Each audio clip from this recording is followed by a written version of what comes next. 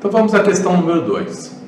Ela fala sobre o uso de fundas pelo exército romano. Inclusive, há um relevo de um fundibuliário, não é, na coluna de Trajano. Então imagine que um soldado romano lança uma pedra utilizando uma funda, e essa pedra descreve uma trajetória que é um arco de parábola até atingir o soldado inimigo. O que se pode afirmar sobre o movimento da pedra enquanto descrevendo essa trajetória parabólica? Bem, alternativa A. A pedra perde força à medida que sobe e cai. Bem, o corpo não perde força, porque força é a interação entre dois corpos. Veja, quando a pedra é solta da funda, já que ela descreve uma trajetória que é um arco de parábola, então necessariamente atua sobre ela apenas uma força, que é vertical, dirigida para baixo e que tem intensidade constante. Esta força é a força gravitacional que chamamos de peso. Portanto, ela não perde força. Isso é um erro muito comum. A pedra sujeita apenas a força-peso em trajetória, que é um arco de parábola, a força-peso faz com que a direção do vetor velocidade e a intensidade do vetor velocidade da pedra se alterem com o passar do tempo. Ou seja, a força-peso atuando sozinha numa partícula, sendo a resultante das forças sobre uma partícula, provoca uma aceleração vertical dirigida para baixo que conhecemos como gravidade. Portanto, a afirmativa é incorreta. A pedra não perde força.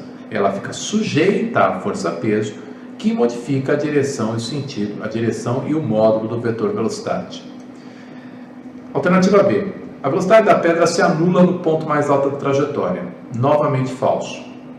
Quando a pedra é solta e fica sujeita apenas à força-peso, na direção vertical, sob a ação da força-peso, a pedra descreve um movimento uniformemente variado, retardado à medida que sobe, acelerado à medida que desce. Na direção horizontal, não há ação de forças sobre a pedra, forças externas. Portanto, na direção horizontal, o movimento é uniforme. Então, descrevemos o movimento balístico descrito pela pedra como a composição de dois movimentos ortogonais entre si, sendo um deles movimento uniformemente variado e o outro movimento uniforme. Então, no ponto mais alto da trajetória, apesar da componente vertical da velocidade ser nula, a pedra de fato para de subir, ainda há a componente horizontal da velocidade. Portanto, a velocidade não é nula. No ponto mais alto da trajetória parabólica, a velocidade é a componente horizontal da velocidade de lançamento. Afirmativa B incorreta. C. Durante o movimento da pedra em trajetória parabólica, o módulo de sua aceleração permanece constante.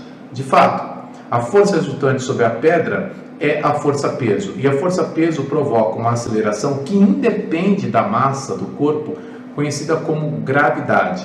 Ela é sempre vertical, dirigida para baixo e tem módulo constante nas proximidades do planeta Terra. No planeta Terra, aproximadamente 10 metros por segundo ao quadrado. Portanto, a afirmativa correta, afirmativa C. Questão D. Alternativa D.